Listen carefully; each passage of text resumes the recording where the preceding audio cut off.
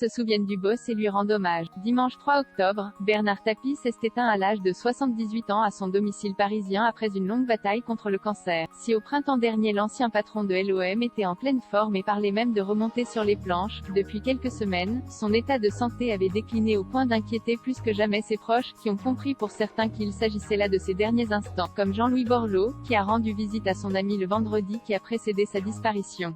Un moment émouvant, et un souvenir fort pour l'homme politique, qui s'est confié sur le plateau de Touche pas à mon poste, lundi 4 octobre. Alors qu'il décrit une scène où Bernard Tapie était entouré de 3 de ses 4 enfants, Laurent, Sophie et Nathalie, il a demandé à son fils d'aller chercher ses chiens, animaux qu'il aimait particulièrement et dont il en a sauvé de nombreux à la Spa, avant de prendre la main de Jean-Louis Borloo. Il se faisait caresser par Dominique, et puis il a eu une petite commissure au coin des lèvres, et puis il m'a fait un clin d'œil, a ainsi confié l'ancien député européen, qui était venu dans TPMP ce soir-là, après consultation de Sophie Tapie, blessée quelques jours plus tôt par l'insistance des chroniqueurs de l'émission et de Cyril Hanouna qui cherchaient à en savoir plus sur l'état de santé de son père.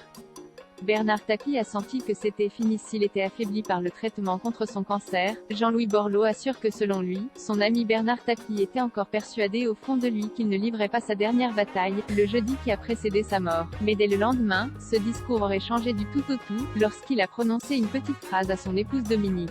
Je l'ai entendu chuchoter à Dominique, je crois, c'est fini. Je crois qu'il a senti pour la première fois la mort arrive, a ainsi confié l'ancien député. La mort, l'ancien patron de l'OM n'avait pas peur selon son ami Claude Lelouch, qui savait lorsqu'il l'a vu avant sa disparition qu'il s'agissait de la dernière fois. Il pensait même que la mort, c'était peut-être mieux que la vie, a ainsi confié le réalisateur.